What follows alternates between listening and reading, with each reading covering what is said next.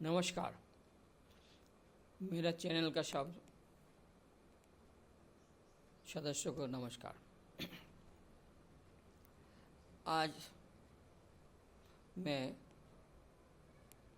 जातिवादी caste based census के बारे में कुछ बात करना चाहता हूँ। थोड़ा दिन से राहुल गांधी ने कास्ट बेस्ड सेंसस लेके बहुत माहौल गर्म करके रखा।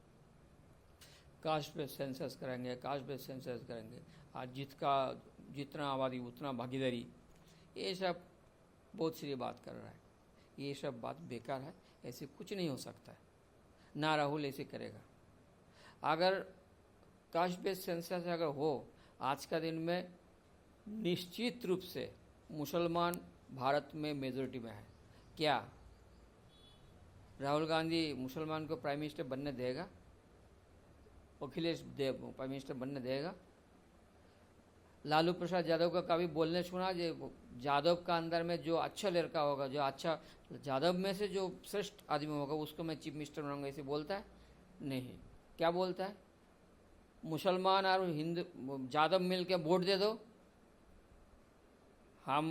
हमारा बेटा 9th फेल तेजस्वी वो चीफ मिनिस्टर बनेगा।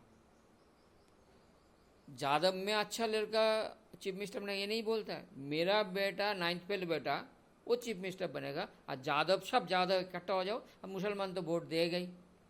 वही हाल मुलायम का पुत्र अखिलेश का है। अखिलेश अपना परिवार को सीएम बनाएगा, अपना परिवार पीएम बनाएगा, दूसरा जाति को करना देगा? नहीं देगा। राहुल का, गांधी फैमिली का, उसको क्या जाति है भगवान जाने। दादाजी पारसी, माँ क्रिश्चियन, उसका कौन सा जाति होता है हमको मालूम नहीं, वो खुद जानता है। जो भी कुछ है, लेकिन वो मेजोरिटी में नहीं हो सकता है, ये पक्का, ये तो पक्का नहीं, मेजोरिटी वो नहीं हो सकता। हिंदू बांट जाएगा, हिंदू तो बांटेगा। ये लोग को क्या अरिथमेटिक है, हिंदू को बांट दो, मुसलमान क्रिश्चियन का वोट तो हमारा पक्का है।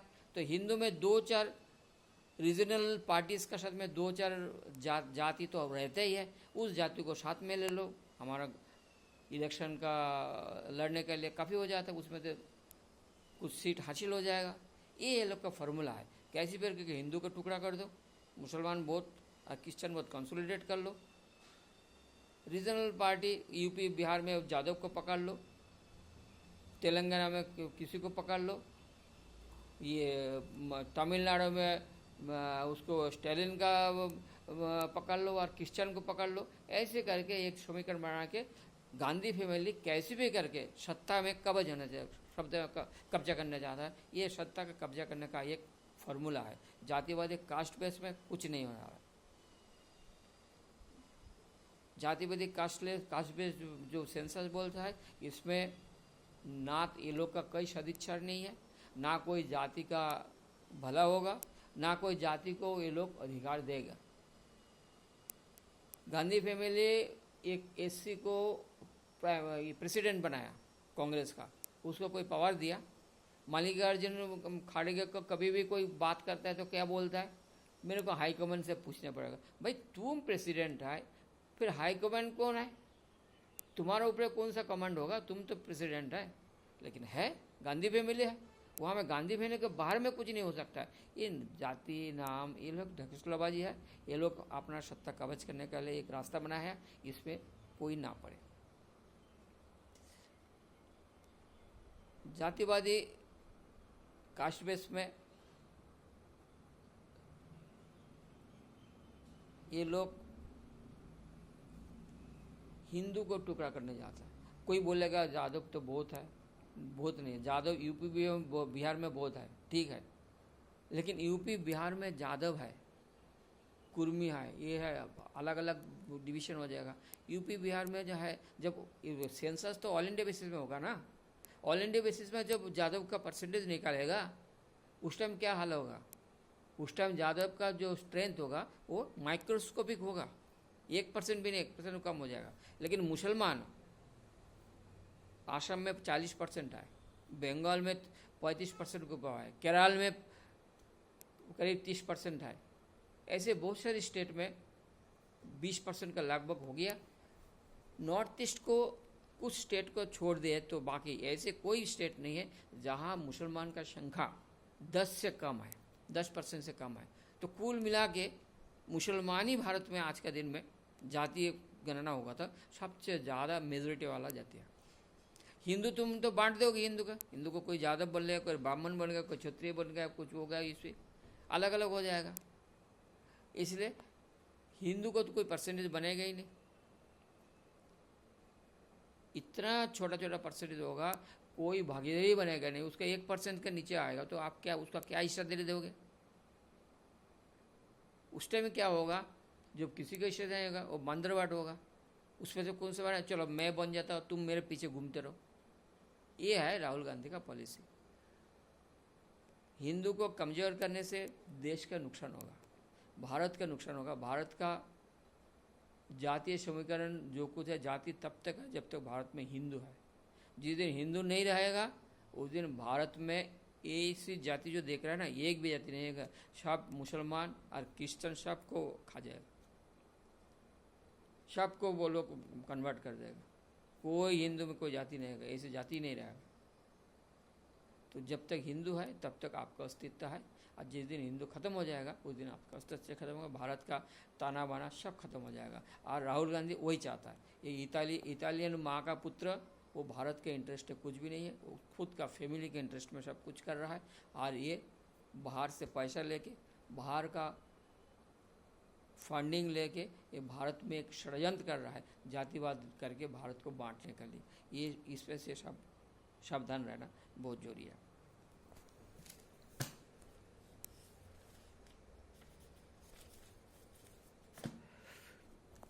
गांधी फैमिली, ऐसे भी गांधी फैमिली का कोई अस्तित्व है नहीं। कांग्रेस, हम गांधी फैमिली बार बार यही बोल रहा हूँ, कांग्रेस नहीं बोल रहा हूँ। कांग्रेस बोल के कोई पार्टी नहीं है, शुरू से ही नहीं था कांग्रेस बोल के कोई। कांग्रेस एक गांधी फैमिली के बिजनेस हाउस है। आज का दिन में गांधी फैमिली का बिजनेस हाउस। पहला कांग्रेस के गांधी का एक पर्सनल प्रॉपर्टी था, हम उसको तथ्य का साथ बोल रहा हूँ। कांग्रेस किसने बनाया था? कांग्रेस ने अंग्रेज ने बनाया था, ये तो सही है ना, अंग्रेज ने बनाया था। अंग्रेज ने किस लिए बनाया था? जमींदार, जो उस टाइम जो जमींदार था, जमींदार को यूनाइटेड करने के लिए बनाया था। जमींदार को यूनाइटेड करके जमींदार से पूरा भारत का डोमिनेट करके भारत को चलाना चाहिए। कोई जमींदार को खुश रखना है, और जमींदार प्रजा वो लोग को डोमिनेट करके रखेगा तो वो लोग को कोई जगह में कुछ विद्रोह होगा, कुछ होगा, वो खबर देगा तो उसको उस ढंग से ब्रिटिश उसको नियंत्रण करेंगे। तो एक मशीन बनाया था कांग्रेस, एक ब्रिटिश का एडमिनिस्ट्रेशन ने एक मशीन बनाया था, उसमें जमींदार को शामिल कर। धीरे धीरे कांग्रेस में कुछ जातीयवादी सोच का आदमी कांग्रेस में प्रवेश हो गया, जैसे यूसी बनर्जी हो गया, अरविंद घोष हो गया, ऋषि अरविंद घोष का हो गया, लाल बाल पाल, ये लोग हो गया, घुस गया। जब ये लोग यूसी बनर्जी ये लोग जब धीरे धीरे ये लोग जातीयवादी नेशनलिस्ट आंदोलन का रास्ते में जाने लगा, सोच रहा था, ऐसी एक सोच बन रहा था, हम लोग जातीयतावादी काम करेंगे, जातीय भारत एक नेशन है, भारत का आज़ादी की बात करना पड़ेगा। इस टाइप का जब एक मंच बन रहा था, कांग्रेस का मंच जब इस टाइम में एक सोचने लगा ये नेशनलिस्ट एक्टिविटीज़ होना चाहिए, हम जातीयतावादी काम करेंगे, तो ब्रिटिश ने अचानक के गांधी को अफ्रीका से इंपोर्ट किया भारत में। हम इंपोर्ट शब्द इसलिए बोल रहा हूँ, एक इंपोर्ट शब्द जानबूझ के बोल रहा हूँ, मैं जिम्मेदारी से। गांधी को इंपोर्ट करके ब्रिटिश नहीं भारत में लेके आया था। क्यों? गांधी अफ्रीका में ब्रिटिश का पक्ष में बहुत अच्छा काम किया, वाइट का पक्ष में। अफ्रीका में बहुत सारे शेत का पक्ष काम किया, इसलिए जो वहाँ का जो नेटिव्स जो है, वहाँ का रहने वाला जो है कृष्ण पक्ष, ये वो लोग वहाँ का रहने वाला गांधी को पसंद नहीं करता। गांधी की मूर्ति कोई यूनिवर्सिटी में लगाने नहीं दिया। ये प्रणब मुखर्जी एक यूनिवर्सिटी में लेके गया था, वो लोग वहाँ का विरोध किया, नहीं ये हमारा खिलाफ में काम किया। गांधी वहाँ में ब्रिटिश को बहुत खुश रखा, वही खुश भारत में भी रखा। भारत में ब्रिटिश को लेके आया था। गांधी आके यहाँ में एक प्रचार कर दिया, मैं तुमको नॉन वायलेंस में ही तुमको आज़ादी दे दूँगा, मेरा बात मान के चलो, और 1 साल के अंदर तुमको मैं आज़ादी दे दूँ। आज़ादी नहीं, वो डोमिनेंस स्टेटस बोलता था। क्या बोलता है?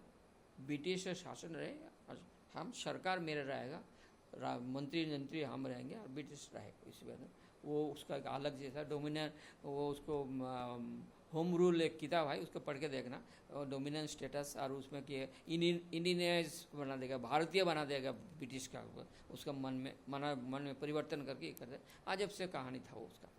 जो गांधी का वो कहानी में आदमी कुछ विश्वास कर लिया, भारत का आदमी सीधा है, विश्वास करके गांधी को बोला ठीक है तुम करो, तुम प्रयोग करके देखो, नॉन वायलेंस पे हो जाता है। तो धीरे धीरे गांधी कांग्रेस में कब्जा कर लिया, और कांग्रेस में कब्जा करने के साथ साथ क्या किया, सबको जो जनरेशन है सबको धीरे धीरे धीरे आउट कर दिया। यूसुफ बनर्जी आउट, लाल बाल पाल वो लोग का अंदर मोहर लगा दिया, ये गर्मपंथी है तो उसको मेन स्ट्रीम से अलग कर दिया, ऋषि अरविंदो का अलग कर दिया। जो भी भारत का स्वाधीनता का बात बोलता, पूर्ण आज़ादी की बात बोला, एम के गांधी किसी को नहीं छोड़ा, सबको भगा दिया। जिसने भी पूर्ण आज़ादी की बात किया, नेताजी सुभाष बोस को लास्ट था 1939 में, उसको भी भगाया, उन्होंने पूर्ण आज़ादी का मांग किया था।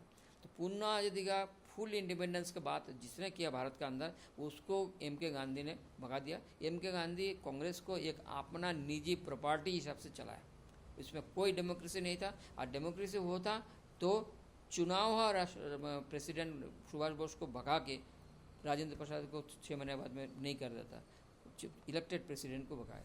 तो हमेशा गांधी बना, और जवाहरलाल नेहरू प्राइम मिनिस्टर बनता। जब कांग्रेस का वर्किंग कमेटी का सारी सदस्य वल्लभ भाई पटेल का पक्ष में वोट दिया था, उसका ज़बरदस्ती बैठा के नेहरू को बना दिया। तो गांधी हमेशा अपना इच्छा को थोपा सबके ऊपर, वो अपना प्रॉपर्टी, अपना घर का प्रॉपर्टी हिसाब से कांग्रेस को चलाया। उसके बाद में आया नेहरू भी वही रास्ता था, नेहरू अपना प्रॉपर्टी चलाया। गांधी फैमिली का एक तो बिजनेस हाउस हो गया, कांग्रेस गांधी फैमिली का बिजनेस हाउस है आज के दिन में कांग्रेस। इसलिए कांग्रेस नाम नहीं लेता, हम हमेशा जहाँ भी बोलता हूँ जब गांधी फैमिली बोलता हूँ, क्यों, ये गांधी फैमिली ये उचित शब्द है। इसमें कोई पार्टी नहीं है, इसका कोई अस्तित्व नहीं है, इसका कोई बनिया का पुत्र जैसी पिताजी मरने के बाद गद्दी में बैठ जाता है, वो लोग का ऐसे है। तो कांग्रेस का जो भी मर जाएगा तो उसके बाद नेक्स्ट जो रहेगा वो गद्दी में बैठेगा। कांग्रेस का बाहर में कोई गद्दी में बैठा है, वो सीताराम केसरी जी को बैठाया था, कैसे हालत से उसको भगाया आपने देखा। नरसिंह राव को आपने देखा, नरसिंह राव को बैठाया था, वो थोड़ा गांधी फैमिली का ज़्यादा चमचमी नहीं किया, और वो बेचारा बहुत ऑनेस्टली काम किया। और भारत में अर्थव्यवस्था में कुछ सुधार अगर किसी ने किया तो वो नरसिंह राव ही करने कोशिश किया था, नरसिंह किया। उसके बाद में वाजपेयी ने बहुत अच्छा काम किया, नरेंद्र मोदी तो एक्सेलेंट है। लेकिन सुधार को जो एक लाइन दिया था वो है नरसिंह राव जी, लेकिन उसका परिणाम क्या हुआ, नरसिंह राव जी जब का मृत्यु हुआ उसके बाद में नरसिंह राव जी को डेड बॉडी को कांग्रेस का हेडक्वार्टर का अंदर घुसने नहीं दिया। ये लोग बोलता है ना अहिंसा है हम, तो ये अहिंसा नहीं है, ये हिंसा नहीं है। उनका डेड व मृतदेह को कांग्रेस हेडक्वार्टर अंदर घुसने नहीं दिया, परमिशन नहीं दिया, घुसने नहीं दिया, घंटे भर बाहर रहा। उनका बेटा परिवार पूरा चाहता था जो नरसिंह राव जी को अंत्येष्टि क्रिया दिल्ली में हो, दिल्ली में होने नहीं दिया। उनका नरसिंह राव का एक समाधि दिल्ली में हो मांगा, ये उनका परिवार की इच्छा था, उसने नहीं दिया। उनको डेड बॉडी के ज़बरदस्ती हैदराबाद में भेज के वहाँ अंत्येष्टि कराया। तो ये तो है कांग्रेस। तो इसको आप कांग्रेस बोलोगे, ये तो एक फैमिली का राज है। पहला गांधी चलाता था, उसका अपना मन मर्जी है, गांधी का बाद में ये लोग कब्जा कर लिए, ये लोग का मन मर्जी चल रहा है। तो ये कांग्रेस है। तो ये जातिवादी जनगणना ये कर रहे, कुछ भी करके ये लोग एक फंटा बना लिया, हिंदू को तो हम तोड़ देंगे। और जब तो हिंदू नहीं टूटेगा, हिंदू नहीं स्प्लिट होगा, टुकड़ा टुकड़ा टुकड़ा नहीं होगा हिंदू को, तब तक वो फिर दोबारा जो आज का महल में दोबारा वो सत्ता में नहीं आ सकता। इसलिए जातिवादी करके तुम ब्राह्मण है, तुम कुर्मी है, तुम जादव है, तुम राजपूत है, तुम भूमियार है, तुम ऐसे करके तोड़ के बोलेगा सब तुम्हारा परसेंटेज है नहीं, तो फिर कौन बनेगा? किसी का परसेंट नहीं बनता है तो हम बन जाता हूँ तुम्हारे पीछे, और बंदरवाड़ होगा। इसलिए ये कर रहा है, इसमें पीछे कोई राज नहीं है, इसमें पब्लिक भ्रमित नहीं हो। जातिवादी जनगणना एक सोची समझी षड्यंत्र है, देश के साथ में बहुत बड़ा धोखा होने जाना है। देशवासी से ये मेरा निवेदन है, ये जातिवादी जनगणना का चक्कर में भ्रम में ना आइए, ये बहुत बड़ा भूल हो जाएगा। जो 2024 इलेक्शन में आप लोग आपने देखा, आप लोग 99 54 से 99 कर दिया, तो उसका नतीजा क्या हुआ आपने देख रहा है। जगह जगह में रेप हो रहा है, यूपी में रेप हो रही है, जगह जगह में मर्डर हो रहा है। डेली 1.5 महीने का अंदर में 6-7 आतंकी हमला हो गया कश्मीर में, जम्मू कश्मीर में। कोई सेना का आदमी मर गया, थोड़ा शांत माहौल शांत था। ये 99 मिलते ही ये आतंकवादी जो मंशा को रखा, जो मिलिटेंस था, जो टेररिस्ट था, वो लोग फिक्स से सिर ऊंचा करके बाहर गए। वो लोग देखा था राहुल गांधी बस हमको तो आदमी इतना देर वोट दे दिया, हमें तो बहुत बड़ा बन गया, तो फिर वो लोग एक्टिविटी शुरू किया था। फिर देश में एक अस्थिर अवस्था पैदा करने के लिए ये लोग कोशिश कर रहा है। जो भूल 2024 में वो लोग आप लोग कर लिया, वो भूल दोबारा मत करना, ये चक्कर में ना आना। और दूसरा बात, एक मैं पहले भी मैं आप लोग वीडियो बनाया था, जो सुप्रीम कोर्ट में अभी जो डिसीजन दिया जाति संरक्षण, आरक्षण, रिजर्वेशन के बारे में जो डिसीजन है, आरक्षण कोई जातिवादी संपत्ति नहीं हो सकता है। एक जाति का अनंत काल से जाति के हिसाब से मिलेगा, ऐसे नहीं है। आरक्षण एक टेम्पोररी अरेंजमेंट है, आपको इकोनॉमिकली अपलिफ्ट करना चाहिए। कोई जाति का जो परिवार इकोनॉमिकली अपलिफ्ट हो गया, IAS बन गया, मजिस्ट्रेट बन गया, अच्छा ये आर्थिक स्थिति में आ गया, तो उनको रास्ते से हटाइए। उन्हीं का जाति का आदमी को दूसरे लाइन को दूसरे आदमी को दीजिए, तो आप अपना लाइन खाली करिए। सेकंड लाइन में जो खड़ा है, जिसको आप तक नहीं मिले, उसको दीजिए। फिर वो आर्थिक सक्षम हो जाएगा तो उसको नेक्स्ट लाइन के दीजिए। ऐसे करते इसका रूट लेवल तक पहुंचेगा। अगर आज के दिन में जातिवादी व्यवस्था, तो ये एक कास्ट का है तो उसका पारंपरिक ये व्यवस्था हो गया, सुविधा हो गई, ऐसे करेंगे तो 70 साल में रिजर्वेशन का फल डाउन लेवल तक नहीं गया, ग्रास रूट तक नहीं गया, 700 साल में भी नहीं होगा। 70 साल में नहीं गया ना, 75 साल में, 700 साल में भी नहीं जा सकता है। क्यों? अगर ये जो संपन्न परिवार जो है वो लोग इसका फल भोग करेगा और अपना अंदर ही इसको फल को सीमित रखेगा। धीरे धीरे इसको एक पारिवारिक संपत्ति, बेनिफिट, एक माध्यम में बना लिया ये लोग। तो इससे से सुप्रीम कोर्ट का जो डिसीजन आया वो बहुत ये वेलकम करना चाहिए, स्वागत योग्य है, हम उसका स्वागत करते हैं। इसमें भी कुछ आदमी षड्यंत्र कर रहा है, सुप्रीम कोर्ट को अगेंस्ट में बोल रहा है ये गलत दी है, लेकिन ऐसे नहीं है। आप लोग अच्छा समझिएगा जी, आरक्षण एक टेम्पोररी अरेंजमेंट है। तब तक जब तक उसका आर्थिक सुधार नहीं होता है, सक्षम नहीं होता है, अपना पाँव में खड़ा होने का लायक नहीं होता, तब तक उसको मदद करना चाहिए। देश को मदद किया। जब आपने पाँव में खड़ा हो गया, आपने IAS बन गया, आपने कलेक्टर बन गया, आपने बहुत बड़ा सिविल ऑफिसर, गैजेटेड ऑफिसर बन गया, फिर आप रास्ता छोड़िए। आपका जाति के दूसरा आदमी को वो सुविधा, वो दूसरा परिवार को सुविधा लेने दीजिए, उसका परिवार को भी खड़ा होने दीजिए। ऐसे सब ऐसे होना चाहिए। और ये डिसीजन जल्दी इसको इम्प्लीमेंट करें। सुप्रीम कोर्ट का आदेश अनुसार मोदी जी को इसको पर ध्यान देना चाहिए और इसको इम्प्लीमेंट करना चाहिए। आरक्षण को सुधार जरूर होना चाहिए। और फिर से मैं बोलता हूँ, जाति कास्ट बेस्ड अगर सेंसर हुआ तो देश के लिए बहुत नुकसान हो जाएगा। देश में इसको कोई सेंस नहीं रहेगा। इसमें मुसलमान ही जो है वो लोग की मेजॉरिटी होगा, बाकी सब जात हिंदू का अगर टुकड़ा होते रहेगा। कोई हिंदू ऑल इंडिया बेसिस से अच्छा स्ट्रेंथ में नहीं है और उसको माइक्रोस्कोपिक स्ट्रेंथ में आ जाएंगे। इसलिए आप अपना भ्रम में ना आ जाइए। जातिवादी सेंसस देश के लिए बहुत नुकसानदायक है, इसके ऊपर सोचिए। धन्यवाद। जय हिंद।